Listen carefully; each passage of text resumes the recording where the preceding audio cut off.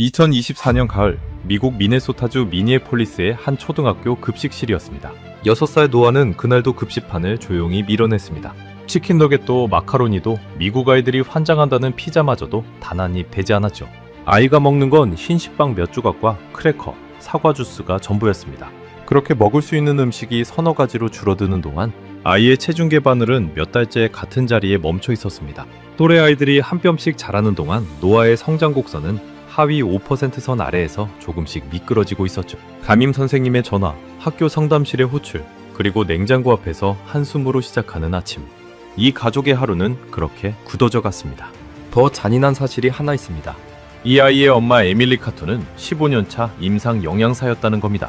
병원에서 수백 명 환자의 식단을 완벽하게 설계해온 전문가가 정작 자기 아들의 밥그릇 앞에서는 매일 밤 무너지고 있었던 거죠. 소아과 의사도 섭씨 클리닉도 값비싼 치료 프로그램도 이 아이의 굳게 닫힌 입을 열지 못했습니다.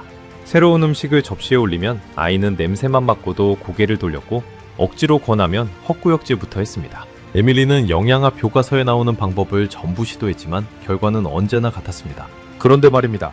이 아이가 딱 넉 달 뒤 지구 반대편의 어느 나라 밥상 앞에서 숟가락을 놓지 못하게 됩니다. 그리고 그 엄마는 서울의 한 클리닉에서 눈물을 쏟으며 이렇게 말하게 되죠. 이 나라 아니면 우리 애가 못 살아요. 아시아 음식은 맵고 자극적이라 아이한테 절대 못 준다고 단정하던 바로 그 엄마가 말입니다. 도대체 미네소타의 6살 아이에게 무슨 일이 있었던 걸까요?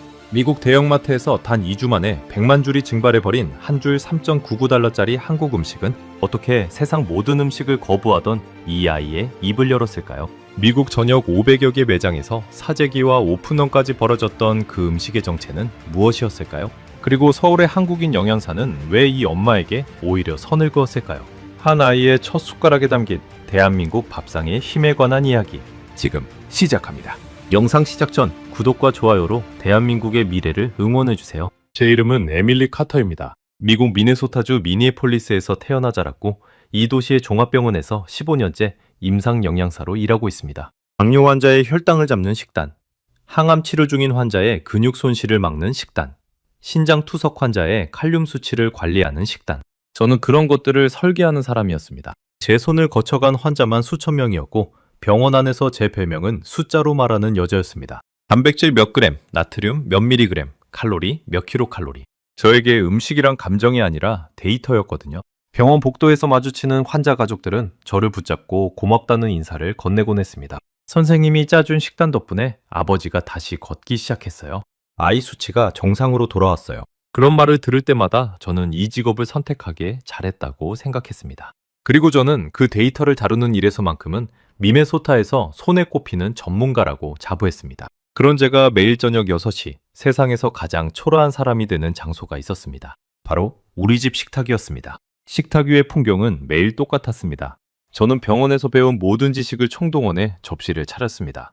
색깔 대비를 고려한 플레이팅, 아이가 좋아할 만한 동물 모양 커터로 자른 야채, 심리학 논문에서 읽은 대로 새 음식은 익숙한 음식 옆에 아주 조금만. 완벽한 이론이었죠. 그리고 매일 완벽하게 실패했습니다. 노아는 접시를 보는 순간 몸을 의자 등받이에 바짝 붙였고 낯선 음식이 자기 식빵에 닿기라도 하면 그 식빵마저 먹지 않았습니다. 음식끼리 닿으면 안 된다는 게 그 아이만의 철칙이었거든요. 처음에는 저도 흔한 편식이라고 생각했습니다. 아이들은 원래 야채를 싫어하니까요. 하지만 노아의 경우는 차원이 달랐습니다. 이건 싫어하는 게 아니라 무서워하는 것에 가까웠습니다. 새로운 음식 앞에서 그 아이의 작은 몸이 보이는 반응은 마치 눈앞에 위험한 물건이 놓인 것 같았습니다. 둥공이 커지고 어깨가 올라가고 숨이 얕아졌습니다. 저는 나중에야 문헌에서 배웠습니다. 감각이 예민한 일부 아이들에게 낯선 질감과 냄새는 실제로 위협 신호로 처리된다는 것을요. 의지의 문제가 아니라 뇌의 문제였던 겁니다. 제 아들 노아는 태어날 때부터 감각이 예민한 아이였습니다. 갓난아기 때는 옷의 상표 태그가 살에 닿는 것만으로도 자지러지게 울었고 이유식을 시작하면서부터 전쟁이 시작됐습니다. 덩어리가 조금이라도 씹히면 뱉어냈고 색이 낯설면 숟가락이 입 근처에 오기도 전에 입술을 앙다물었습니다. 소아과 의사는 크면서 나아진다고 했습니다. 4살까지는 저도 그 말을 믿었습니다. 하지만 노아가 먹는 음식의 목록은 해가 갈수록 늘어나는 게 아니라 줄어들었습니다. 5살에는 10가지쯤 됐던 목록이 6살이 된 2024년 가을에는 딱 4가지만 남았습니다. 껍질을 잘라낸 흰 식빵, 특정 브랜드의 크래커, 사과 주스, 그리고 플레인 요거트. 그게 전부였습니다. 식빵도 아무 식빵이나 되는 게 아니었습니다. 늘 사던 브랜드의 공장이 포장 디자인을 바꿨던 날, 노아는 내용물이 똑같은 그 빵을 사흘 동안 입에 대지 않았습니다. 아이에게는 맛보다 익숙함이 먼저였고 세상의 거의 모든 음식은 익숙하지 않은 것들이었습니다. 밖에서의 생활은 더 힘들었습니다. 친구 생일 파티에 가면 노아는 피자와 케이크가 가득한 테이블 구석에서 집에서 싸간 크래커만 먹었습니다. 다른 엄마들의 시선이 저에게 꽂히는 게 느껴졌습니다. 훈육을 안 하나 봐, 오냐오냐 키웠나 봐. 아무도 입 밖에 내지 않았지만 저는 그 눈빛들을 읽을 수 있었습니다. 그런 날이면 집에 돌아오는 차 안에서 핸들을 잡은 손가락 마디가 하얗게 질리도록 힘이 들어갔습니다. 웃기지 않습니까? 저는 낮에는 병원에서 70대 환자에게 하루 단백질 60g을 채우는 방법을 강의하고 저녁에는 집에 돌아와 6살 아들이 식빵 반 조각이라도 더 먹기를 빌었습니다. 영양학 석사학위가 벽에 걸려있는 부엌에서 저는 아들의 접시에 놓인 완두콩 3알이 그대로 남아있는 걸 바라보며 서 있었습니다. 그럴 때마다 손바닥에 손톱 자국이 남을 만큼 주먹을 꽉 쥐게 되더군요. 화가 나서가 아니었습니다. 저 자신이 부끄러워서였습니다. 2024년 9월부터 노아는 병원의 소아 섭식 클리닉에 다니기 시작했습니다. 일주일에 한 번, 한 회에 $175. 언어치료사와 작업치료사가 함께 들어가는 프로그램이었습니다. 치료라고 해서 뭔가 극적인 걸 상상하시면 안 됩니다. 새로운 음식을 접시에 올려놓고 쳐다보기, 그 다음 주에는 손가락으로 건드려보기, 그 다음 주에는 입술에 대보기, 한 가지 음식을 입에 넣기까지 몇 달이 걸리는 인내심의 극한을 시험하는 과정이었습니다. 석 달 동안 노아가 새로 삼킨 음식은 으깬 감자 2숟가락이 전부였습니다. 물론 저는 이게 정상적인 속도라는 걸 머리로는 알았습니다. 하지만 아이의 성장 곡선 그래프가 조금씩 아래로 처지는 걸 지켜보는 엄마의 마음은 교과서의 속도를 기다려주지 못했습니다. 클리닉의 치료실 풍경을 하나만 말씀드리겠습니다. 어느 화요일 오후였습니다. 치료사가 노아 앞에 브로콜리 한 조각을 놓았습니다. 목표는 먹는 게 아니었습니다. 그냥 5초 동안 같은 테이블에 두는 것. 그게 그날의 목표였습니다. 노아는 3초를 버티다가 브로콜리를 테이블 끝으로 밀어냈고 치료사는 잘했다며 박수를 쳐줬습니다. 유리창 너머에서 그 장면을 지켜보던 저는 입안이 바싹 말라왔습니다. 다른 집 아이들은 그냥 먹는 걸, 우리 아이는 5초 동안 쳐다보는 연습부터 해야 하는구나. 그 격차가 저를 짓눌렀습니다. 집에 돌아와서는 밤마다 논문을 뒤졌습니다. 극심한 편식, 회피성 섭식, 감각예민 아동의 식이 확장. 검색 기록이 수백 개씩 쌓였습니다. 미국에서 이런 문제로 고민하는 부모들의 온라인 커뮤니티에도 가입했습니다. 거기엔 저 같은 엄마가 수천 명이었습니다. 12살까지 치킨 너겟만 먹은 아이, 흰색 음식만 먹는 아이. 위로가 되면서도 두려웠습니다. 이 터널이 몇 년짜리인지 아무도 알려주지 않았으니까요. 지방 공기도 무거워졌습니다. 남편 제이크는 좋은 아빠였지만 방식이 저와 달랐습니다. 그는 그냥 배고프면 먹게 놔두자는 쪽이었고 저는 하루 섭취 열량을 그램 단위로 기록하는 쪽이었죠. 어느 날 밤 노아를 재우고 나온 거실에서 우리는 서로 한마디도 하지 않고 각자 휴대폰만 들여다봤습니다. 부부싸움보다 무서운 게 그런 침묵이라는 걸 그때 알았습니다. 목뒤가 돌처럼 뻣뻣해지는 밤이 늘어갔습니다. 11월 중순 노아의 정기검진이 있던 날이었습니다. 소아과 의사는 성장곡선 차트를 모니터에 띄우더니 한참을 들여다봤습니다. 그리고 조심스럽게 말했습니다. 체중이 석 달째 제자리입니다. 이 추세가 이어지면 영양 보충 방안을 좀 더 적극적으로 고민해야 할 수도 있어요. 저는 그 말이 무슨 뜻인지 정확히 알고 있었습니다. 병원에서 제가 다른 환자들에게 수없이 설명해온 절차였으니까요. 진료실을 나와 주차장까지 걸어가는 동안 다리에 힘이 풀려 2번이나 걸음을 멈춰야 했습니다.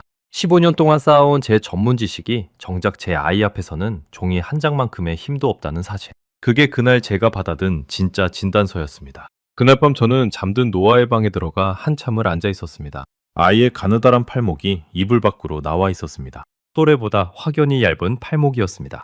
저는 그 팔목을 차마 만지지 못하고 바라보기만 했습니다. 엄마가 영양사인데? 그 문장이 머릿속에서 밤새 맴돌았습니다. 그 무렵에 저를 이야기하려면 한 가지 고백을 먼저 해야 합니다. 저는 아시아 음식에 대해 뿌리 깊은 편견을 가진 사람이었습니다. 매주 토요일 오전이면 집 근처 대형마트에 장을 보러 갔는데 국제식품 코너를 지날 때마다 한국 라면 봉지들이 진열된 선반이 보였습니다. 빨간 포장지, 불꽃 그림, 매워 보이는 국물 사진. 저는 그 앞을 지날 때마다 속으로 생각했습니다. 저건 어른도 힘든 음식이야. 감각이 예민한 우리 애한테는 고문이나 다름없겠지. 제가 한국에 대해 아는 거라곤 방탄소년단이라는 아이돌 그룹의 나라라는 것, 그리고 세상에서 제일 매운 음식을 먹는 나라라는 것. 딱 그 두 가지였습니다. 정원 동료 중에 한국계 간호사가 있었는데 언젠가 점심시간에 도시락으로 싸온 음식을 권한 적이 있었습니다. 저는 웃으며 사양했습니다. 매운 거 잘 못 먹어서요. 그녀는 이건 하나도 안 매운데요? 라고 했지만 저는 이미 마음의 문을 닫은 뒤였습니다. 한국 음식이라는 단어 자체가 저에게는 맵다는 뜻이었으니까요. 15년차 영양 전문가라는 사람이 한 나라의 식문화 전체를 라면 포장지 색깔 하나로 판단하고 있었던 겁니다. 지금 돌이켜보면 얼굴이 화끈거립니다. 제가 매주 무심코 지나쳤던 그 선반 바로 옆 냉동고에 넉 달 뒤 제 아들의 인생을 바꿔놓을 음식이 놓이게 될 줄은 그때의 저는 정말 상상조차 하지 못했으니까요. 2024년 12월 첫째 주 화요일 오전 11시 병원에서 환자 상담을 하던 중에 휴대폰이 울렸습니다. 노아의 학교 양호실 번호였습니다. 그 번호가 화면에 뜨는 순간 심장이 쿵 하고 내려앉더군요. 양호 선생님의 목소리는 차분했지만 내용은 그렇지 않았습니다. 노아가 체육 시간에 어지럼증을 호소하며 주저앉았다는 것이었습니다. 쓰러진 건 아니지만 얼굴이 하얗게 질려서 지금 양호실에 누워 있다고요. 병원에서 학교까지 차로 20분 거리를 어떻게 운전해서 갔는지 기억이 나지 않습니다. 양호실 침대에 누워있는 노아는 저를 보자 씩 웃었습니다. 엄마, 나 괜찮아. 그 말이 오히려 더 아팠습니다. 아이 손을 잡았는데 손끝이 서늘했습니다. 아침에 먹고 간 게 사과 주스 한 컵과 식빵 반 조각이었으니 당연한 일이었죠. 6살 아이의 몸이 오전 체육 수업 하나를 버틸 연료조차 없었던 겁니다. 담임 선생님이 조용히 저를 복도로 불렀습니다. 요즘 노아가 점심시간마다 급식실 대신 도서관에 가고 싶어 한다고요? 이유를 물으니 아이가 이렇게 답했답니다. 음식 냄새가 너무 많아서 힘들어요. 저는 그 말을 듣고 한동안 복도 창밖만 바라봤습니다. 다른 아이들에게는 하루 중 가장 즐거운 시간이 제 아들에게는 피하고 싶은 시간이었던 겁니다. 그날 오후 소아과에서 혈액 검사를 했습니다. 다행히 큰 이상은 없었지만 의사의 표정은 지난 검진 때보다 무거웠습니다. 그는 고열량 영양보충 음료를 처방하면서 이렇게 덧붙였습니다. 이것도 아이가 거부하면 다음 단계 논의를 미룰 수 없습니다. 다음 단계. 저는 그 단어의 무게를 누구보다 잘 아는 사람이었습니다. 진료실 형광등 불빛이 유난히 하얗게 느껴졌고 귀에서 웅 하는 소리가 한참 가시지 않았습니다. 집에 돌아와 그 보충 음료를 노아 앞에 놓았습니다. 딸기 맛, 바닐라 맛, 초콜릿 맛. 3가지를 전부 사왔습니다. 노아는 빨대를 입에 무는 신용까지는 했습니다. 하지만 한 모금 빨아들이는 순간 온몸을 부르르 떨더니 컵을 밀어냈습니다. 질감이 이상하대요. 걸쭉하고 미끌거리는 그 느낌을 아이의 예민한 감각은 견디지 못했습니다. 저는 그날 밤 부엌 조리대 앞에 서서 개봉도 못한 보충 음료 11병을 한참 바라봤습니다. 남편 제이크는 아무 말 없이 제 옆에 와서 그 병들을 하나씩 찬장에 넣었습니다. 우리 부부는 그날도 서로에게 해줄 말을 찾지 못했습니다. 다음 날 아침 저는 병원에 출근해서 평소처럼 환자 상담을 했습니다. 60대 위암 환자분이었는데 수술 후 입맛이 없어 힘들다고 하셨죠. 저는 늘 하던 대로 조언했습니다. 억지로 많이 드시려 하지 말고 몸이 받아들이는 음식부터 조금씩 시작하세요. 그 말을 하는 순간 목구멍에 뭔가 걸린 것처럼 말이 잠시 멈췄습니다. 몸이 받아들이는 음식부터. 저는 환자에게는 그렇게 말하면서 정작 제 아들에게는 제가 정한 음식을 먹이려고만 했던 게 아닐까. 그 생각이 처음으로 스쳤지만 그때는 그저 스쳐 지나가게 두었습니다. 솔직히 고백하자면 그 무렵 저는 처음으로 포기라는 단어를 떠올렸습니다. 치료도, 식단표도, 논문도 제가 아는 모든 것이 소용없다면 대체 뭘 더 해야 하나? 밤에 침대에 누우면 천장이 저를 향해 내려오는 것 같은 압박감에 잠을 이루지 못했습니다. 새벽 3시에 깨어 부엌으로 내려가 노아의 식사 기록 노트를 펼쳐본 날도 있었습니다. 석 달치 기록이 빼곡했지만 늘어난 음식은 으깬 감자 하나뿐. 숫자로 말하는 여자라던 제가 그 숫자 앞에서 할 수 있는 게 없었습니다. 그리고 12월 셋째 주 금요일이 왔습니다. 노안의 학교의 겨울 축제 날이었습니다. 미네소타의 12월은 영하 15도까지 떨어지기 때문에 소풍은 체육관에서 열리는 실내 행사로 대체됩니다. 각 가정에서 음식을 싸와서 돗자리를 펴고 나눠 먹는 일종의 실내 피크닉이었죠. 저는 그런 행사가 제일 두려웠습니다. 온갖 음식이 넘쳐나는 곳에서 크래커 봉지 하나를 쥐고 앉아 있을 노아를 보는 일이요. 그래도 아이가 가고 싶어 해서 반차를 내고 함께 갔습니다. 가방에는 노아 전용 비상식량을 챙겼습니다. 크래커 2봉지, 사과 주스 2팩. 행사장에서 아이가 아무것도 못 먹을 걸 아니까 엄마가 준비하는 도시락이라는 게 고작 그거였습니다. 차에 타기 전 그 가방을 내려다보는데 어깨에 맨 갠 가방이 아니라 제 무능력을 메고 가는 기분이었습니다. 체육관은 아이들의 웃음소리와 온갖 음식 냄새로 가득했습니다. 피자, 샌드위치, 컵케이크. 노아는 예상대로 제 옆에 붙어 앉아 크래커만 만지작거렸습니다. 그때 옆 돗자리에 앉은 한 엄마가 커다란 도시락 통을 열었습니다. 노아와 같은 반인 지호라는 아이의 엄마 수진이었습니다. 한국에서 태어나 미국으로 건너온 지 10년쯤 됐다고 했죠. 도시락통 안에는 처음 보는 음식이 가지런히 담겨 있었습니다. 검은 종이 같은 것으로 감싼 동그란 밥 조각들. 단면에는 노란색, 주황색, 초록색이 무지개처럼 박혀 있었습니다. 수지는 그걸 아이들에게 하나씩 나눠주기 시작했습니다. 김밥이에요. 한국 소풍 음식이죠. 아이들이 몰려들었습니다. 고소하고 부드러운 냄새가 우리 돗자리까지 건너왔습니다. 매운 냄새가 아니었습니다. 제가 상상하던 한국 음식의 냄새가 전혀 아니었어요. 참기름이라고 했던가요? 따뜻하고 구수한 향이었습니다. 수진의 김밥은 아이들 사이에서 순식간에 인기 상품이 됐습니다. 미국 아이들이 서로 손을 내밀며 하나 더 달라고 조르는 모습이 신기했습니다. 지호는 으쓱한 표정으로 친구들에게 설명했습니다. 이거 우리 엄마가 새벽에 만든 거야. 체육관 한쪽에서는 어른들도 하나씩 받아들고 감탄사를 뱉었습니다. 저는 그 광경을 보며 속으로 생각했습니다. 저게 그렇게 맛있나? 그때까지도 저는 구경꾼이었습니다. 영양사의 눈은 직업병처럼 저절로 움직였습니다. 저 음식의 구성을 훑어봤죠. 탄수화물인 밥이 중심이고 계란으로 단백질, 야채로 비타민과 식이섬유, 튀기지 않았고 소스 범벅도 아니고 설탕 덩어리도 아니었습니다. 한 손에 잡히는 크기 안에 한 끼 식판이 통째로 말려 들어가 있는 구조였습니다. 미국의 소풍 음식이 대부분 빵, 아니면 튀김, 아니면 단 과자라는 걸 생각하면 꽤 영리한 설계라는 생각이 스쳤습니다. 물론 그때까지는 어디까지나 남의 나라 음식에 대한 짧은 감상일 뿐이었습니다.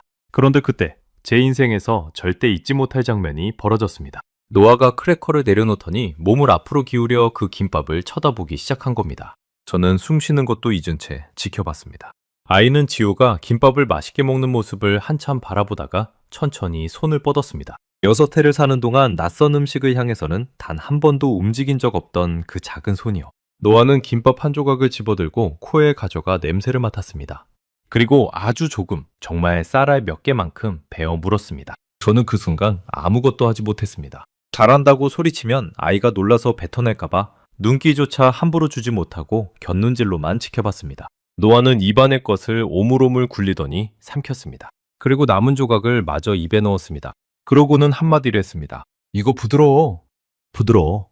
그 세 글자를 듣는 순간 눈시울이 확 뜨거워졌습니다. 노아는 음식에 대해 좋다는 표현을 해본 적이 없는 아이였습니다. 늘 싫어, 무서워, 이상해 뿐이었죠. 그런 아이 입에서 나온 최초의 긍정적인 음식 평가가 태어나서 처음 본 한국 음식에 대한 것이었습니다. 수진이 웃으며 한 조각을 더 건넸고 노아는 그것도 받아 먹었습니다. 2조각. 고작 2조각이었습니다. 하지만 저에게 그건 기적의 단위였습니다. 저는 화장실을 간다고 말하고 체육관 복도로 나와 벽에 등을 기댄 채 두 손으로 입을 틀어막았습니다. 어깨가 들썩이는 걸 멈출 수가 없었습니다. 석 달치 치료로도 못한 일을 검은 종이에 쌈밥 2조각이 5분 만에 해낸 겁니다. 복도에서 마음을 추스리는데 몇 분이 걸렸습니다. 그러면서도 머릿속 한 구석에서는 차가운 목소리가 들렸습니다. 흥분하지 마, 에밀리. 우연일 수 있어. 내일이면 저 음식도 거부 목록에 들어갈 수 있어. 저는 그동안 너무 많이 기대했다가 너무 많이 무너져 본 엄마였습니다. 희망이라는 감정 자체가 무서웠습니다. 기뻐하는 법을 잊은 게 아니라 기뻐했다가 치르는 대가를 아는 사람이 된 거죠. 돗자리로 돌아와 수진에게 물었습니다. 저 음식 안에 뭐가 들어가나요? 매운 건 없나요? 수진은 도시락통을 보여주며 설명했습니다. 밥, 계란, 당근, 시금치, 단무지. 매운 건 하나도 없어요. 한국 아이들이 제일 처음 먹는 음식 중 하나예요. 수진은 김밥 반면을 가리키며 말을 이었습니다. 한국 음식이 다 매울 거라고 생각하는 분들이 많은데 사실 한국 밥상의 절반은 아이 입에 맞춰도 될 만큼 순해요. 죽도 있고 계란찜도 있고 미역국도 있고요. 저는 그 말을 들으며 마트에서 매번 지나치던 빨간 라면 봉지들을 떠올렸습니다. 제가 본 건 한나라 식탁의 아주 작은 귀퉁이였을지도 모른다는 생각이 그때 처음으로 들었습니다. 그리고 그녀는 지나가듯 한마디를 덧붙였습니다. 요즘 미국 마트에서도 냉동김밥을 팔아요. 그런데 없어서 못 사요. 가는 곳마다 품절이에요. 없어서 못 산다니. 미국 마트에서 한국 김밥이 품절이라니. 그날의 저는 그 말이 무슨 뜻인지 아직 몰랐습니다. 그저 우리 아이가 2조각을 먹은 그 음식을 어디서든 구해야겠다는 생각뿐이었죠. 그 단순한 결심이 저를 어떤 세계로 데려갈지 그때는 짐작조차 못한 채로 말입니다. 겨울 축제가 있고 이틀 뒤인 일요일 오전 저는 집 근처 대형마트로 향했습니다. 목표는 단 하나, 수진이 말한 그 냉동김밥이었습니다. 국제식품 코너의 냉동고 앞에 서서 유리문 안을 샅샅이 훑었습니다. 만두, 볶음밥, 스프링롤. 김밥은 없었습니다. 지나가던 직원을 붙잡고 물었더니 그가 어깨를 으쓱하며 말했습니다. 아, 그 한국 김밥이요? 들어오는 날 몇 시간이면 다 나가요. 요즘 제일 문의 많은 상품이에요. 그는 냉동고 옆 진열대를 가리켰습니다. 저기 한국 라면이랑 김 스낵도 요즘 회전이 엄청 빨라요. 저는 그가 가리킨 선반을 봤습니다. 제가 몇 년 동안 눈길 한 번 안 주고 지나쳤던 바로 그 코너였습니다. 그런데 자세히 보니 선반의 절반이 듬성듬성 비어 있었습니다. 안 팔려서 빈 게 아니라 팔려서 빈 것이었죠. 몇 년 사이 이 코너에서 무슨 일이 벌어지고 있었는지 저만 모르고 있었던 겁니다. 몇 시간이면 다 나간다. 저는 그 말을 반신반의하며 다음 목적지로 차를 돌렸습니다. 수진이 알려준 트레이더 조 매장이었습니다. 미국에서 꽤 인기 있는 식료품 체인인데 거기서 한국산 냉동김밥을 판다고 했거든요. 매장에 도착해서 냉동 코너로 갔을 때 저는 제 눈을 의심했습니다. 김밥이 있어야 할 자리가 통째로 비어 있었습니다. 텅 빈 냉동고 선반에는 품절 안내문만 붙어 있었죠. 그리고 그 앞에 저처럼 빈 선반을 바라보며 서 있는 사람이 저 말고도 셋이나 더 있었습니다. 한 중년 여성이 저에게 말을 걸었습니다. 김밥 사러 오셨죠? 저는 이번 주에만 세 번째 허탕이에요. 옆에 있던 젊은 남자가 거들었습니다. 온라인 커뮤니티에서는 제발 그만 좀 사가라는 글까지 올라와요. 매일 가는데 매일 품절이라고요? 저는 직원에게 다가가 물었습니다. 이 김밥이 대체 뭐길래 이렇게 없는 건가요? 직원은 웃으면서 설명해줬습니다. 그 설명을 들으며 저는 손바닥에 땀이 배는 걸 느꼈습니다. 숫자가 하나씩 커질 때마다 그랬습니다. 먼저 그는 이 김밥이 한국의 한 중소기업이 만든 제품이라고 했습니다. 직원이 80명 남짓한 작은 회사라고요? 그 작은 회사가 미국 진출을 위해 몇 년을 준비해서 냉동김밥이라는 걸 개발했고 그게 이번에 터진 거라고 했습니다. 김밥에는 원래 고기나 햄이 들어가는데 미국은 육류가 든 식품의 수입 규정이 까다로워서 고기 대신 유부를 넣은 식물성 김밥으로 승구를 봤다고 하더군요. 규제라는 벽을 만나자 아예 새로운 제품을 설계해버린 겁니다. 저는 그 대목에서 이 사람들 보통이 아니구나 싶었습니다. 일단 가격은 한 팩에 3.99달러였습니다. 미국에서 파는 일반 김밥이 7달러에서 12달러 정도니까 절반도 안 되는 가격이죠. 그런데 그 저렴한 김밥의 첫 물량이 무려 250톤이었답니다. 김밥으로 치면 약 100만 줄. 그 100만 줄이 미국 전역 500여 개 매장에서 단 2주 만에 전부 사라졌다는 겁니다. 매장마다 오픈런이 벌어지고 박스째 사재기하는 손님들 때문에 1인당 구매 수량을 제한하는 곳까지 나왔다고요. 시작은 한국계 모녀가 올린 짧은 동영상이었는데 그 영상 하나가 3주 만에 조회수 1100만 회를 넘기면서 미국 전체로 번졌다는 이야기였습니다. 영상 내용은 별것도 아니었답니다. 미국에서 자란 딸이 한국인 엄마와 함께 이 냉동김밥을 먹어보는 장면. 엄마가 한 입 먹고 놀라는 표정이 전부였는데 그 진짜 반응이 미국 사람들 마음을 움직였다는 거죠. 매장에 아침 8시 40분에 갔는데 이미 품절이었다는 댓글. 트레이더조 직원들은 이 사태를 알아야 한다는 댓글이 수천 개씩 달렸다고 했습니다. 100만 줄이 2주 만에. 저는 머릿속으로 계산을 해봤습니다.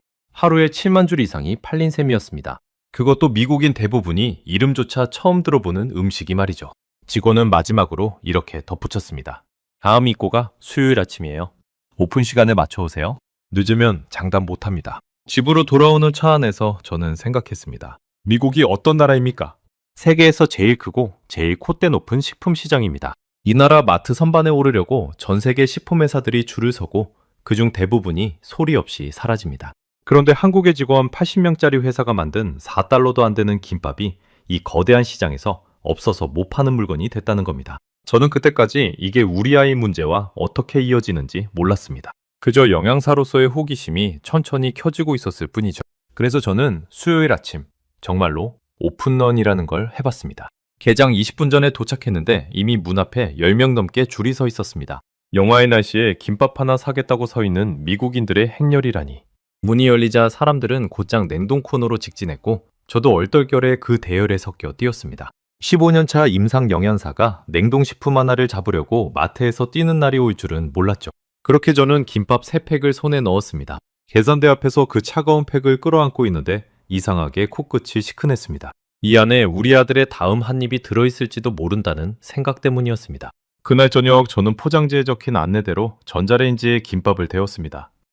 참기름 향이 부엌에 퍼지자 거실에 있던 노아가 코를 킁킁거리며 다가왔습니다. 축제 때 그거다. 아이가 먼저 알아봤습니다. 저는 아무렇지 않은 척 접시를 식탁에 놓고 물러났습니다. 강요하지 않기, 기대하는 티내지 않기. 그게 제가 치료실에서 배운 철칙이었으니까요. 노아는 의자에 앉아 김밥 한 조각을 집었습니다. 한 입, 두 입. 저는 설거지하는 척 등을 돌리고 있었지만 온 신경이 뒤통수에 쏠려 있었습니다. 그리고 20분 뒤 돌아봤을 때 접시는 비어 있었습니다. 한 줄 분량이 통째로 사라진 겁니다. 6살 인생 최초로 노아가 새로운 음식 한 끼를 스스로 완식한 순간이었습니다. 식탁 맞은편에서 그 광경을 지켜보던 남편 제이크는 아무 말도 못하고 손에 든 포크만 내려놓았습니다. 우리 부부는 식탁 너머로 눈이 마주쳤고 그 짧은 눈맞춤 속에서 몇 달 만에 처음으로 같은 감정을 공유했습니다. 더 놀라운 건 그 다음이었습니다. 노아가 빈 접시를 앞에 두고 이렇게 말한 겁니다. 내일 또 먹어도 돼? 물어보는 말이 아니라 확인하는 말이었습니다. 저는 목이 메는 걸 감추려고 냉장고 문을 열며 대답했습니다. 물론이지, 2팩이나 더 있는걸. 그날 밤 노아는 잠들기 전까지 기분이 좋았습니다. 밥을 먹은 아이가 기분이 좋다는 것. 남들에겐 너무 당연해서 문장도 안 되는 그 일이 우리 집에서는 6년 만의 사건이었습니다. 목요일 섭식 클리닉 정기 상담이 있는 날이었습니다. 저는 치료사에게 지난 며칠의 일을 보고했습니다. 낯선 음식에 자발적으로 손을 뻗었고 2조각을 먹었고 며칠 뒤에는 한 줄을 완식했다고요. 차트를 넘기던 치료사의 손이 멈췄습니다. 그녀는 안경 너머로 저를 한참 쳐다보더니 물었습니다. 강요 없이요. 전부 자발적으로요. 제가 고개를 끄덕이자 그녀는 볼펜을 내려놓고 말했습니다. 에밀리, 우리가 3달 동안 목표로 잡았던 걸 아이가 일주일 만에 넘어섰어요. 이 음식이 뭔지 저도 알아야겠는데요. 치료 전문가가 메모지를 꺼내 김밥이라는 단어를 받아 적는 모습을 보며 저는 등줄기가 찌릿해지는 걸 느꼈습니다.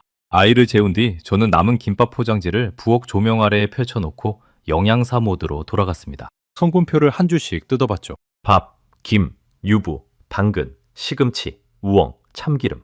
튀긴 것도 없고 인공색소도 없고 매운 성분은 당연히 없었습니다. 고기 대신 유부가 들어간 식물성 구성이라 미국에서는 채식 소비자들까지 몰린다고 하더군요. 웰량과 나트륨을 확인하고 저는 잠시 멈췄습니다. 제가 병원에서 환자들에게 권하는 기준으로 봐도 준수한 수치였습니다. 미국 냉동식품 코너에서 흔히 보는 피자나 치킨 너겟과는 비교 자체가 미안한 수준이었죠. 3.99달러면 미국 햄버거 하나 평균 가격보다도 싼데 그 안에 탄수화물과 단백질과 야채가 균형 있게 말려 있었습니다. 싸구려 정크푸드가 아니라 설계된 한 끼였습니다. 그리고 저는 영양사로서 이 음식의 진짜 강점을 발견했습니다. 질감이었습니다. 부드러운 밥, 아삭한 당근, 쫄깃한 유부, 바삭한 김. 서로 다른 질감들이 한 입 안에 아주 작은 단위로 함께 들어옵니다. 게다가 김이 전체를 감싸고 있어서 노화의 철칙, 그러니까 음식끼리 닿으면 안 된다는 규칙을 건드리지 않아요. 아이 입장에서는 여러 음식을 먹는 게 아니라 김밥이라는 하나의 음식을 먹는 겁니다. 그런데 실제로는 그 한 입 안에서 대여섯 가지 재료의 질감과 맛을 훈련하게 되는 거죠. 섭식 치료사들이 몇 달에 걸쳐 한 가지씩 시도하는 질감 노출을 이 음식은 한 조각 안에서 해내고 있었습니다. 거기다 크기도 절묘했습니다. 김밥 한 조각은 6살 아이 입에 딱 들어가는 크기입니다. 포크도 나이프도 필요 없고 손으로 집으면 됩니다. 흘릴 것도 자를 것도 없죠. 새로운 음식 앞에서 도구 사용이라는 추가 과제까지 얹으면 아이의 부담은 배가 되는데 김밥은 그 부담을 처음부터 제거해 놓은 음식이었습니다. 저는 포장지를 든 채 한참을 서 있었습니다. 이게 우연일 리 없다는 직감이 들었습니다. 한 나라가 수백 년 동안 아이부터 노인까지 함께 먹으며 다듬어온 형태라면 이 완성도가 설명이 되니까요. 궁금해서 더 찾아봤습니다. 이 김밥은 영하 45도에서 급속 냉동하는 기술로 만든다고 했습니다. 그래야 밥 아래 수분이 얼면서 조직을 망가뜨리는 걸 막을 수 있고 데웠을 때 간만김밥의 식감이 살아난다는 거였죠. 냉동 보관 기간은 12개월. 김밥이라는 음식 자체는 소박하지만 그걸 지구 반대편까지 보내는 기술은 소박하지 않았습니다. 저는 노트북 앞에서 뒷목이 서늘해지는 걸 느꼈습니다. 제가 라면 봉지 색깔로 판단했던 그 나라는 음식을 과학으로 다루는 나라였던 겁니다. 그날 밤 저는 새벽 1시가 넘도록 검색을 멈추지 못했습니다. 맵지 않은 한국 음식이라는 검색어를 넣자 처음 보는 3개가 쏟아졌습니다. 쌀을 부드럽게 끓인 죽이라는 음식, 계란을 폭신하게 찐 계란찜, 미역을 끓인 순한국, 소고기를 달큰하게 졸인 불고기. 수진의 말이 맞았습니다. 한국 밥상의 절반은 맵디는커녕 감각이 예민한 아이를 위해 만들어진 것처럼 순했습니다. 심지어 한국은 아이 이유식 단계부터 죽으로 시작해 밥으로 넘어가는 질감을 단계별로 올리는 식문화를 수백 년 동안 유지해온 나라였습니다. 제가 치료실에서 배운 최신 섭식 치료의 원리와 놀랍도록 닮아 있었죠. 다음날 저는 수진에게 전화를 걸었습니다. 노아가 김밥 한 줄을 다 먹었다고 하자 소화기 너머에서 그녀가 저보다 더 기뻐했습니다. 그리고 제가 맵지 않은 한국 음식을 더 알고 싶다고 하자 그녀는 30분 동안 쉬지 않고 알려줬습니다. 아이 아플 때 먹이는 하얀 죽, 밥에 계란과 참기름만 비빈 간장 계란밥, 두부를 부드럽게 끓인 순한 국. 받아 적다 보니 노트 2장이 꽉 찼습니다. 통화 끝에 수진이 말했습니다. 에밀리, 한국 엄마들은 애가 안 먹으면 애를 바꾸려고 하기 전에 밥상을 바꿔요. 그 한마디가 이상하게 오래 남았습니다. 저는 지난 6년 동안 노아를 바꾸려고만 했지 밥상을 바꿀 생각은 못 해봤으니까요. 주말에는 노아를 데리고 한인마트라는 곳에 처음 가봤습니다. 미니애폴리스 외곽에 있는 큰 매장이었는데 문을 열고 들어서는 순간 별 3개가 펼쳐졌습니다. 수십 종류의 김, 각양각색의 두부, 즉석죽 코너, 아이용 순한 반찬들, 그리고 그 매장 안에 한국 사람보다 미국 사람이 더 많아 보였습니다. 카트에 라면과 만두를 쌓아 담는 금발의 대학생들, 김 스낵을 박스째 사는 노부부, 노아는 시식 코너에서 나눠주는 순한 어묵 국물을 홀짝이더니 컵을 내밀며 말했습니다. 더 주세요. 저는 그 3글자에 그만 웃음이 터졌습니다. 6년 동안 못 듣던 말을 한국 음식 앞에서는 일주일 사이 2번이나 듣게 됐으니까요. 그 주말밤 침대에 누워 저는 스스로에게 물었습니다. 노아가 김밥을 먹은 건 그냥 운이 좋았던 걸까? 아니면 이 나라 음식에는 정말 뭔가가 있는 걸까? 음향사로서의 저는 대답했습니다. 데이터로 확인해보면 되잖아. 그렇게 저의 4개월짜리 검증이 시작됐습니다. 2025년 1월 첫째 주 월요일, 저는 부엌 냉장고에 커다란 차트 한 장을 붙였습니다. 제목은 노아의 밥상 확장 계획. 15년차 임상 영양사가 만들 수 있는 가장 진지한 문서였습니다. 세로축에는 날짜, 가로축에는 음식 이름, 그리고 각 칸에는 반응을 기록하는 칸까지. 저는 이걸 검증이라고 불렀습니다. 노아가 김밥을 먹은 게 우연이라면 여기서 드러날 것이고, 우연이 아니라면 그것도 드러날 테니까요. 감정이 아니라 기록으로 판단하자. 그게 제가 저 자신과 맺은 약속이었습니다. 솔직히 말하면 이 차트는 저를 지키기 위한 장치이기도 했습니다. 겨울 축제날 체육관 복도에서 입을 틀어막던 저를 기억하실 겁니다. 기대했다가 무너지는 게 무서워 기뻐하지도 못하던 엄마요. 김밥 한 줄의 기적이 일주일 만에 끝나버릴 수도 있다는 공포가 여전히 제 안에 있었습니다. 그래서 저는 희망 대신 절차를 붙잡았습니다. 절차는 배신하지 않으니까요. 기록하고, 측정하고, 판단한다. 병원에서 하던 그대로 입원 환자는 제 아들일 뿐이라고 스스로를 다독였습니다. 원칙은 3가지였습니다. 첫째, 순한 한국 음식부터 질감이 부드러운 순서대로 시도한다. 둘째, 절대 강요하지 않고 식탁에 올려두기만 한다. 셋째, 성공하든 실패하든 전부 기록한다. 수진이 알려준 목록과 제가 조사한 자료를 합쳐 단계표를 만들었습니다. 1단계는 부드러운 죽, 2단계는 간장 계란밥과 계란찜, 3단계는 구운 김과 주먹밥, 4단계는 순한 만두. 치료실에서 쓰는 질감 단계별 노출법을 한국 밥상에 그대로 적용한 겁니다. 그런데 단계표를 만들면서 저는 묘한 사실을 발견했습니다. 한국 음식은 2단계표에 억지로 끼워 맞출 필요가 없었습니다. 죽에서 진밥으로, 진밥에서 된밥으로, 국에만 밥에서 반찬으로. 한국의 밥상은 애초에 질감의 사다리처럼 짜여 있었거든요. 미국 음식으로 같은 표를 만들려면 칸마다 억지가 필요했습니다. 바삭한 시리얼에서 질긴 스테이크 사이를 이어줄 중간 단계가 마땅치 않으니까요. 한국 밥상에는 그 계단이 촘촘하게 다 있었습니다. 첫 주자는 죽이었습니다. 한인마트에서 사온 즉석 흰죽을 데워 노아 자리에 놓았죠. 첫날은 숟가락으로 휘젓기만 했습니다. 둘째 날은 냄새를 맡았고 셋째 날 한 숟갈을 떠서 입에 넣었습니다. 그리고 나흘째 되던 날 노아는 그릇의 절반을 비웠습니다. 따뜻하고 부드럽고 아무 자극이 없는 음식. 아이의 예민한 혀가 처음으로 안전하다고 판단한 2번째 한국 음식이었습니다. 저는 차트에 동그라미를 그리면서 손끝이 가늘게 저릿해지는 걸 느꼈습니다. 2월로 넘어가면서 기록은 점점 빨라졌습니다. 간장 계란밥은 이틀 만에 통과했습니다. 참기름 냄새가 김밥과 같아서인지 노아는 거부감 없이 숟가락을 들어줘. 계란찜은 첫날 바로 3숟갈. 구운 김은 아예 과자처럼 집어먹었습니다. 바삭하다가 입에서 사르르 녹아버리는 그 질감이 아이의 감각에는 오히려 재미였던 모양입니다. 김 한 봉지를 다 먹은 날, 노아가 봉지를 거꾸로 털면서 아쉬워하는 모습을 보고 저는 부엌 문틀을 붙잡았습니다. 무릎에서 힘이 빠질 만큼 웃음이 났거든요. 6년 동안 음식 앞에서 아쉬워하는 아이의 얼굴을 단 한 번도 본 적이 없었으니까요. 4단계 만두 차례가 왔을 때 저는 마트에서 비비고라는 한국 브랜드의 만두를 집었습니다. 그런데 포장지를 살피다가 흥미로운 사실을 알게 됐죠. 이 만두, 미국 만두 시장에서 점유율 1위였습니다. 만두의 원조라고 자부하는 중국 브랜드들이 제치고 한국 만두가 미국 냉동고의 왕자를 차지한 겁니다. 심지어 이 회사의 성공 사례는 하버드 경영대학원의 수업 조제로까지 등재됐다고 하더군요. 세계 최고 경영대학원이 한국 만두를 공부한다는 이야기입니다. 저는 만두를 카트에 담으며 피식 웃었습니다. 몇 달 전에 저라면 절대 믿지 않았을 문장들이 이제는 놀랍지도 않았거든요. 그리고 그 만두는 노아의 5번째 음식이 됐습니다. 얇고 부드러운 피 안에 야채와 고기가 잘게 다져져 숨어있는 구조. 노아는 만두를 반으로 갈라 속을 들여다보더니 그대로 입에 넣었습니다. 3개를 먹고 나서 아이는 접시 위의 만두를 손가락으로 세더니 말했습니다. 내 이목도 남겨놔야지. 음식을 아껴두겠다는 발상 자체가 저희 집에서는 신대륙 발견 같은 사건이었습니다. 6월 말 섭씨 클리닉 정기평가회. 치료사가 차트를 넘기다가 저를 불렀습니다. 에밀리, 이 수치 직접 보셔야겠어요? 노아가 먹는 음식이 4가지에서 9가지로 늘어 있었습니다. 석 달 전만 해도 반년에 1가지 늘면 성공이라던 아이가 2달 만에 5가지를 추가한 겁니다. 체중도 움직이기 시작했습니다. 몇 달째 멈춰있던 그래프가 처음으로 고개를 들었죠. 치료사는 이렇게 말했습니다. 우리가 치료실에서 가르치려던 걸 이 음식들이 식탁에서 자연스럽게 시키고 있어요. 질감 노출, 소량 단위, 낮은 자극. 교과서적인 조건들인데 이건 처음부터 그렇게 생겨 먹은 음식이네요. 상담실을 나오는데 대기실에 앉아있던 다른 엄마가 저를 조심스럽게 불러 세웠습니다. 노아 어머니시죠? 아까 상담실에서 얘기하시는 거 살짝 들렸는데 그 한국 음식 목록 좀 알 수 있을까요? 우리 딸도 3년째 8가지밖에 못 먹거든요.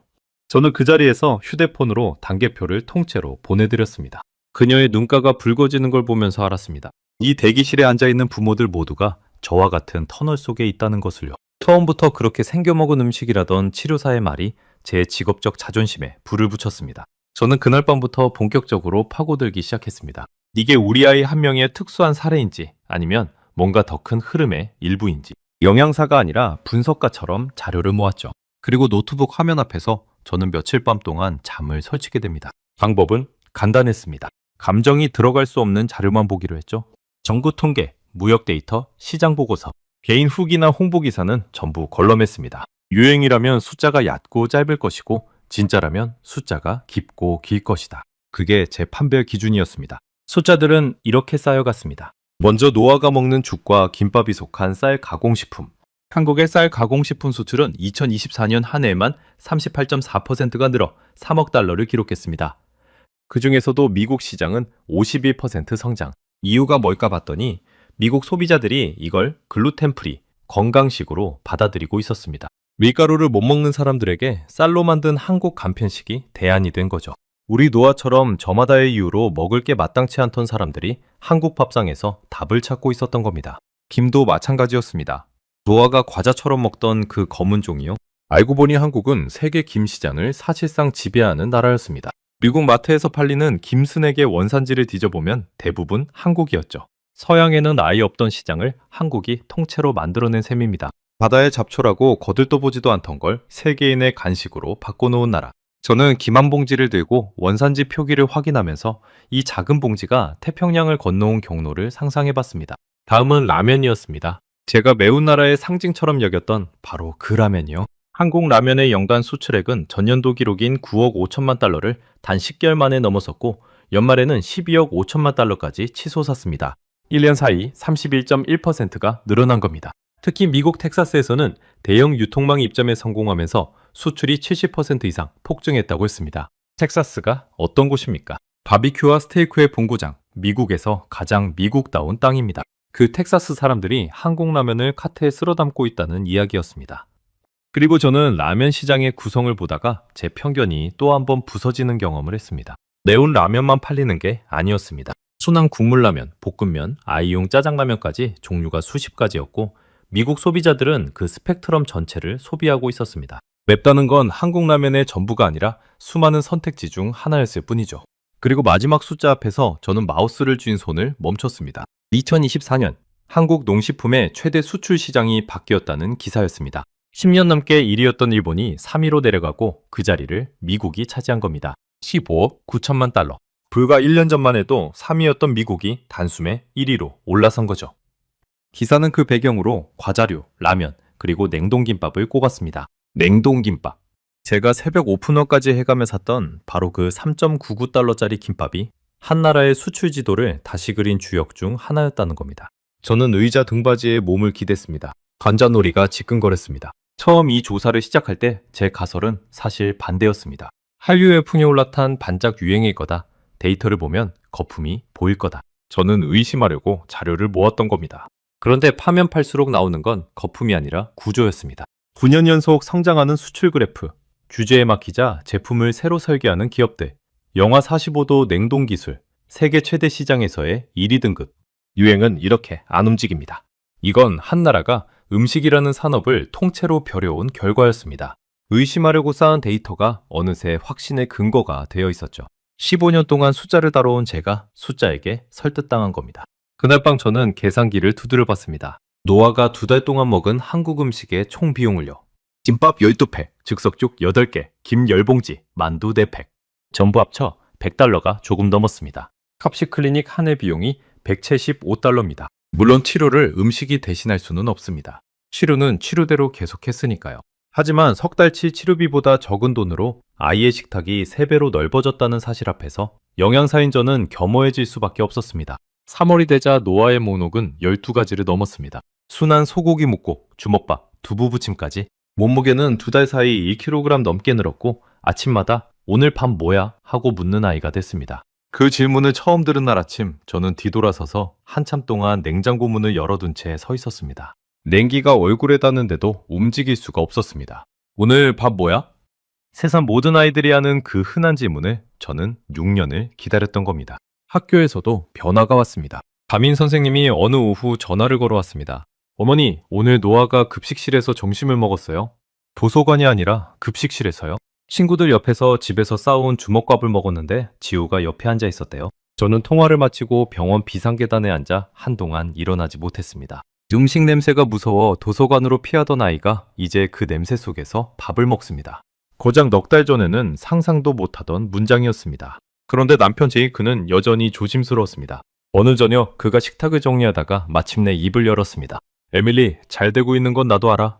그런데 냉동식품 몇 개 잘 먹는 걸 가지고 당신 너무 멀리 가는 거 아니야? 이게 한국이라는 나라 덕분이라는 건 좀 비약 같은데? 저는 기다렸다는 듯 노트북을 열었습니다. 그리고 노아의 성장 곡선과 음식 차트, 그 옆에 수출 그래프를 나란히 띄웠죠. 비약인지 아닌지 숫자로 보자. 노아한테 통한 음식들은 전부 같은 특징이 있어. 순한 맛, 부드러운 질감, 작은 단위. 그리고 그 특징을 가진 음식들이 지금 미국 전체에서 팔려나가고 있어. 우리 애만 특별한 게 아니라 이 밥상 자체에 뭔가가 있는 거야. 제이크는 그래프를 한참 들여다보더니 조용히 고개를 끄덕였습니다. 그리고 4월 초의 어느 밤 저는 결심을 입 밖에 냈습니다. 나 한국에 가봐야겠어. 노아 데리고? 제이크가 접시를 닦다 말고 돌아봤습니다. 지금 진심이야? 김밥 하나 때문에 한국까지 간다고? 저는 고개를 저었습니다. 김밥 때문이 아니야. 나는 영양사야. 환자에게 통한 처방이 있으면 그 원리를 끝까지 확인하는 게 내 일이야. 지금 노아에게 통하는 처방은 한나라의 밥상 전체고 그 원산지가 지구 반대편에 있어. 냉동고 너머에 진짜를 봐야겠어. 그게 뭔지 두 눈으로 확인해야 나는 이 아이의 다음 6년을 설계할 수 있어. 제이크는 한동안 말이 없다가 수건을 내려놓으며 대답했습니다. 비행기표는 3장으로 알아봐. 그리고 그는 한마디를 덧붙였습니다. 어차피 이 집 냉동고 이미 절반이 한국이잖아. 냉동고 문을 열어보니 정말 그랬습니다. 김밥, 만두, 죽. 미네소타의 평범한 미국 가정집 냉동고가 어느새 작은 한국이 되어 있었습니다. 그렇게 저희 가족의 한국행이 결정됐습니다. 노아가 김밥에 처음 손을 뻗은 지 넉 달째 되던 무렵이었습니다. 그때 제 가방 속 노트에는 이런 메모가 적혀 있었습니다. 확인할 것. 이 나라는 어떻게 아이가 스스로 숟가락을 들게 만드는가. 그리고 그 답을 찾으러 가는 길 위에서 저는 제 인생에서 가장 뜻밖의 대답을 듣게 됩니다. 그것도 한국인 영양사의 입에서요. 2025년 4월 마지막 주, 저희 세 식구는 인천국제공항에 내렸습니다. 14시간의 비행 동안 저를 가장 놀라게 한 건 기내식이었습니다. 한국 항공사의 어린이 기내식으로 나온 순한 비빔밥을 노아가 창밖을 구경하면서 아무렇지 않게 비벼 먹은 겁니다. 옆자리 한국인 승무원이 빈 그릇을 걷어가며 아이에게 엄지를 들어 보였습니다. 잘 먹었네요, 어린이. 그 짧은 칭찬에 노아가 씩 웃는 걸 보면서 저는 이 여행이 옳은 선택이었다는 예감이 들었습니다. 공항에서 서울 시내로 들어가는 게 창밖 풍경을 보며 저는 조금 얼떨떨했습니다. 제 머릿속의 한국은 김밥과 죽과 수출 통계로 이루어진 나라였는데 눈앞의 한국은 강을 따라 들어선 고층 빌딩과 매끈한 도로의 나라였거든요. 노아는 차창에 이마를 붙이고 물었습니다. 엄마, 여기가 김밥 나라야? 저는 웃으며 대답했습니다. 김밥 나라. 그런데 와서 보니 김밥만 있는 나라는 아닌 것 같네. 서울에서의 사흘째 되던 날 저희는 이번 여행의 진짜 목적지로 향했습니다. 수진이 다리를 놓아준 서울의 한 소아섭식 클리닉이었습니다. 미네소타의 치료사가 노아의 기록을 정리해 보내줬고 서울 쪽에서 흔쾌히 상담 시간을 내준 거죠. 담당자는 김하은이라는 이름의 영양사였습니다. 10년 넘게 먹지 않는 아이들을 봐온 소아섭식 전문가라고 했습니다. 클리닉에 들어서면서 저는 직업적인 눈으로 공간부터 살폈습니다. 치료실 안쪽에 작은 부엌이 붙어 있고 아이들이 직접 재료를 만져보고 냄새 맡아볼 수 있는 놀이 코너가 있었습니다. 벽에는 죽부터 밥까지 질감 단계를 그림으로 만든 차트가 붙어 있었죠. 미네소타의 클리닉과 원리는 같은데 그 원리가 훨씬 자연스럽게 밥상 문화와 이어져 있다는 인상을 받았습니다. 상담실에서 저는 준비해간 자료를 전부 펼쳤습니다. 넉 달치 식사 기록, 성장 곡선, 음식 차트. 김하은은 그걸 한 장 한 장 정말 오래 들여다봤습니다. 그리고 저는 그동안 가슴에 눌러뒀던 질문을 꺼냈습니다. 선생님, 한식이 우리 아이를 고친 건가요? 저는 그렇게 믿고 여기까지 왔어요. 이 나라 아니면 우리 애가 못 살아요. 김하은은 서두르지 않았습니다. 차트를 덮고 저와 눈을 맞추고 또박또박 말했습니다. 어머니, 제가 정직하게 말씀드릴게요. 한식은 치료제가 아닙니다. 노아를 고친 약이 아니에요. 노아가 좋아진 건 어머니가 치료를 포기하지 않았고 강요하지 않은 원칙을 지켰고 아이가 받아들일 수 있는 음식을 만났기 때문입니다. 한식은 그중 세 번째, 아이가 처음으로 받아들인 음식이었던 거예요. 순한 맛과 다양한 질감 덕분에 받아들일 수 있는 폭이 유난히 넓은 밥상이긴 하지만 치료는 앞으로도 계속 하셔야 합니다. 저는 순간 머리를 한 대 맞은 것 같았습니다.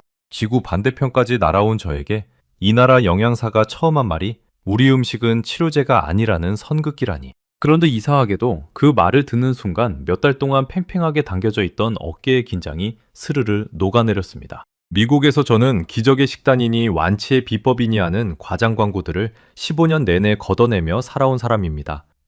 그런 저에게 자기 나라 음식의 공을 스스로 덜어내는 이 정직함은 어떤 찬사보다 강력한 신뢰의 증거였습니다. 살지 않으니까 오히려 믿게 되는 거죠. 저는 물었습니다. 선생님, 솔직히 서운하지 않으세요? 제가 여기까지 와서 한식 덕분이라고 말하는데 그 공을 굳이 덜어내시는 게요? 김하은은 잠깐 웃더니 대답했습니다. 어머니, 저는 밥 안 먹는 아이들의 부모를 10년 넘게 만났어요. 절박한 부모에게 과장된 희망을 파는 게 얼마나 잔인한 일인지 아니까요? 한식이 만능이라고 말씀드리면 당장은 기쁘시겠지만 언젠가 정체기가 왔을 때 어머니는 2배로 무너지실 거예요.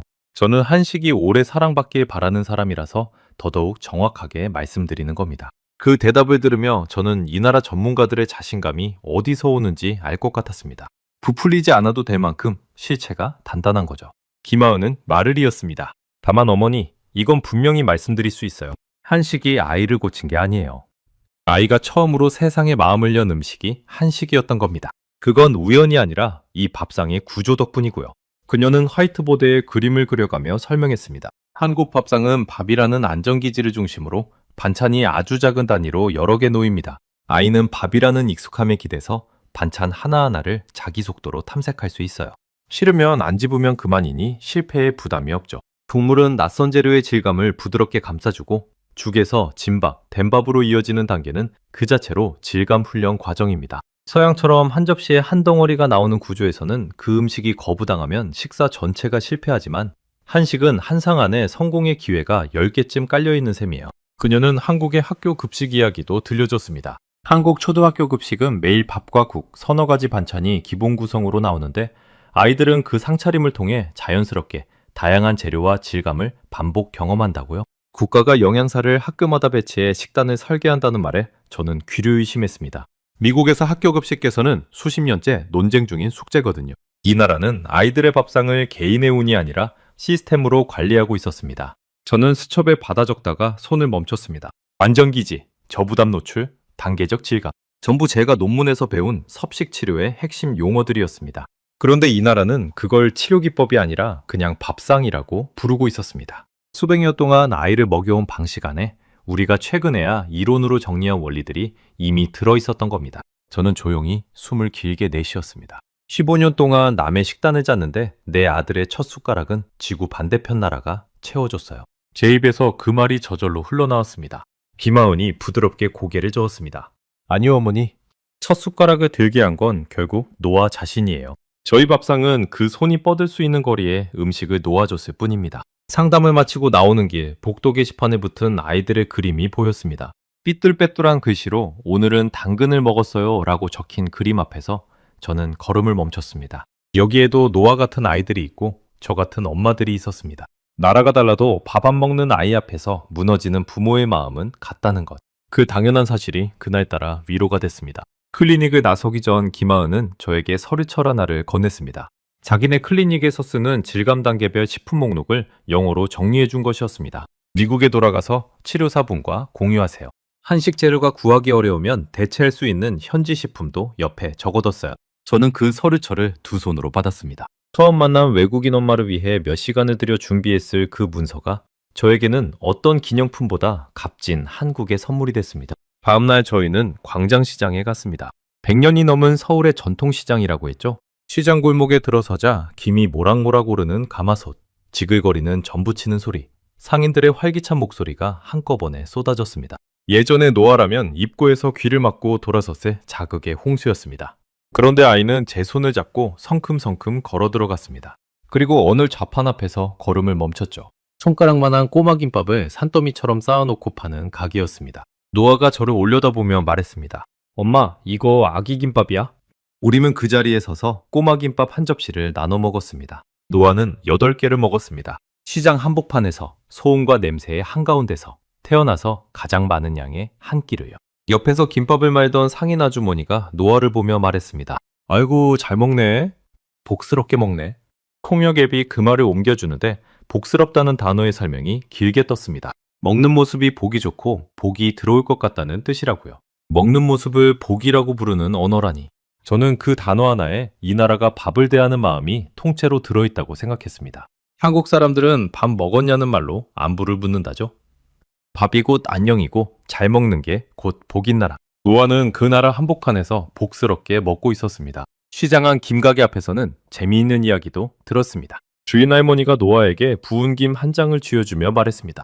이게 요즘 검은 반도체라고 불려요. 반도체만큼 수출을 잘한다고. 지난해에는 김 수출이 10억 달러에 육박했다고.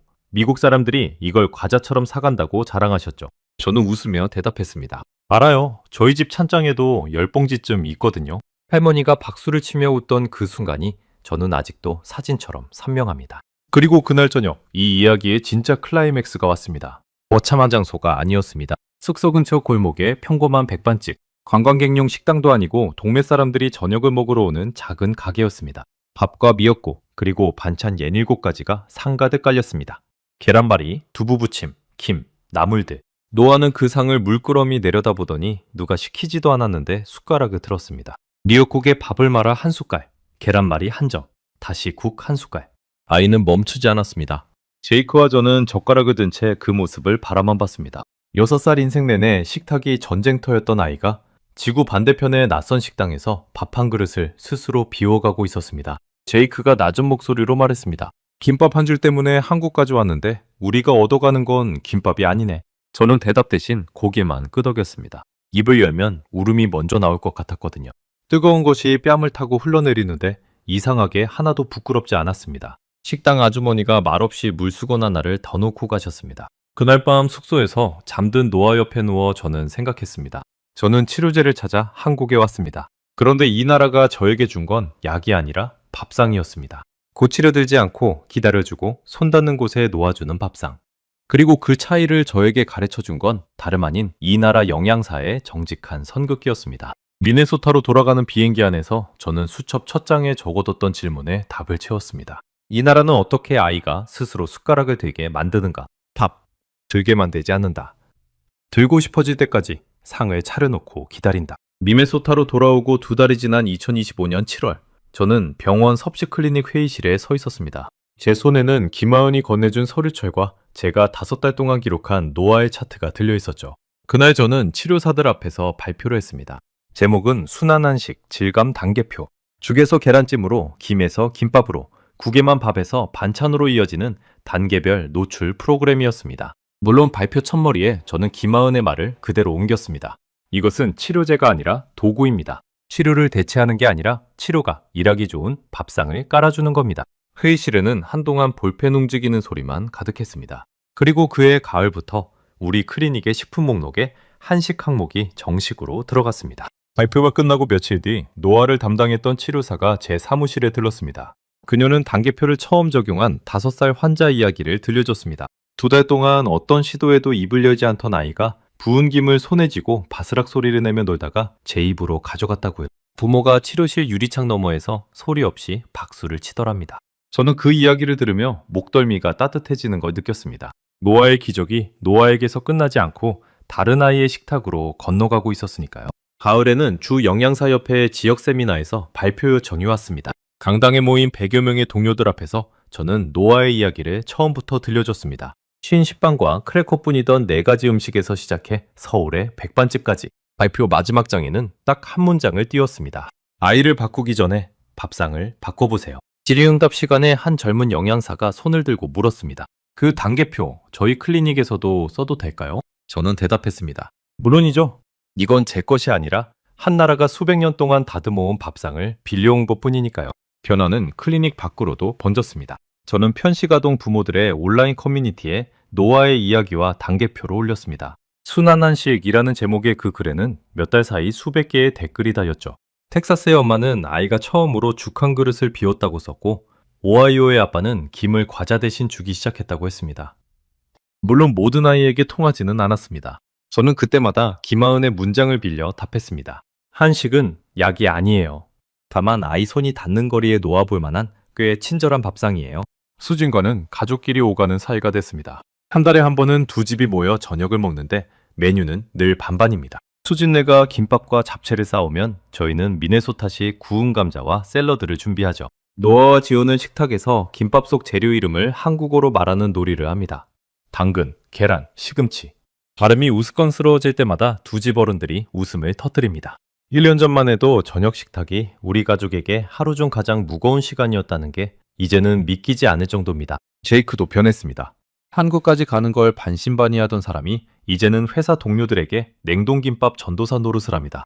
지난 추수감사절에는 시댁 식탁에 칠면조 옆에 잡채를 올려서 온 가족을 놀라게 했죠. 시어머니는 처음엔 젓가락을 어색해 하시더니 결국 잡채 접시를 당신 앞으로 끌어가셨습니다. 미네소타의 추수감사절 식탁에 한국 음식이 오르는 날이 올 줄 1년 전에 저희는 상상도 못했습니다. 그 사이에도 숫자들은 계속 자라났습니다. 한국의 농식품과 그 연관 산업을 합친 수출은 2024년에 사상 처음 130억 달러를 넘어섰습니다. 정확히는 130억 3천만 달러. 그리고 노아에게 첫 과자가 되어준 김은 지난해 수출 11억 3천만 달러를 찍으며 사상 처음 10억 달러의 벽을 넘었습니다. 관세라는 역풍 속에서도 미국 수출은 오히려 9%가 늘었죠. 저는 이제 그 뉴스들을 남의 나라 경제 기사로 읽지 않습니다. 그 수십억 달러 안에는 우리 집 냉동고가 있고 텍사스와 오하이오에 어느 부엌이 있고 밥 안 먹는 아이 앞에서 무너졌다가 다시 일어선 부모들의 저녁 식탁이 있으니까요. 큰 숫자와 작은 밥상은 같은 이야기의 두 얼굴이었습니다. 가끔 저는 그 겨울 축제 날을 떠올립니다. 만약 그날 수진이 김밥을 싸오지 않았다면, 만약 한국의 그 작은 회사가 냉동 기술을 포기했다면, 만약 이 나라가 자기 밥상을 세계 시장에 올려놓겠다는 결심을 하지 않았다면 노아의 첫 한 입은 없었을지도 모릅니다. 한 나라가 수십 년 동안 쌓아올린 산업과 문화가 지구 반대편 6살 아이의 접시 위에서 만난 겁니다. 저는 그걸 우연이라고 부르지 않기로 했습니다. 준비된 밥상이 만든 필연이라고 부르기로 했죠. 라면 봉지 색깔 하나로 한 나라를 판단하던 저 같은 사람의 편견을 이 나라는 항의가 아니라 실력으로 부수었습니다. 더 맛있게, 더 순하게, 더 정직하게 만들어서요. 그게 제가 겪은 대한민국의 방식이었습니다. 노아는 올해 8살이 됐습니다. 먹는 음식은 30가지를 넘겼고 체중은 또래 평균을 따라잡았습니다. 지난달 정기검진에서 소아과 의사는 성장 곡선을 보며 이렇게 말했습니다. 이 그래프 액자에 걸어두셔도 되겠어요. 물론 지금도 치료는 계속합니다. 안 먹는 날도 있고 후퇴하는 주도 있습니다. 하지만 이제 우리 집 식탁은 전쟁터가 아닙니다. 실패해도 내일 또 차리면 되는 그냥 밥상입니다. 그리고 저 자신도 달라졌습니다. 병원에서 환자 상담을 할 때 저는 이제 식단표를 내밀기 전에 먼저 묻습니다. 몸이 받아들이는 음식이 뭐예요? 좋아했던 밥상의 기억이 있나요? 예전에 저는 영양소를 계산하는 사람이었지만 지금의 저는 밥상을 차리는 사람에 가깝습니다. 그 차이를 가르쳐 준 건 학회도 논문도 아닌 지구 반대편 나라의 김밥 한 줄이었습니다. 노아의 방 책상에는 서울에서 사온 기념품이 하나 놓여 있습니다. 광장시장 김가게 할머니가 쥐어주신 구운 김의 포장지를 아이가 버리지 못하게 해서 코팅해 준 겁니다.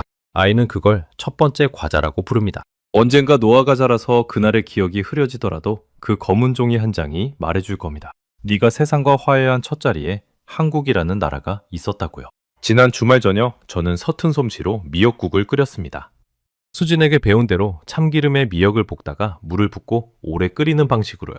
노아는 국에 밥을 말아 한 그릇을 다 비우더니 숟가락을 든 채 저를 올려다보며 말했습니다. 엄마, 이거 또 먹고 싶어. 또 6년 동안 세상 모든 음식을 밀어내던 아이가 이제는 또를 말하는 아이가 됐습니다. 저는 부엌으로 돌아서서 국자를 잡았습니다. 그리고 김이 오르는 냄비 앞에서 오래전 제가 했던 말을 조용히 고쳤었습니다. 이 나라 아니면 우리 애가 못 살아요 라고 했던 그 말. 이제는 이렇게 말하겠습니다. 이 나라가 우리 애에게 사는 법을 하나 가르쳐줬다고. 숟가락은 아이가 들었지만 그 숟가락이 닿을 밥상을 차려준 건 지구 반대편의 대한민국이었다고. 여러분의 평범한 밥상은 지구 어딘가에서 한 아이의 기적이 되고 있습니다. 저는 다음 시간에도 전 세계를 놀라게 할 대한민국의 이야기로 다시 찾아뵙겠습니다. 감사합니다.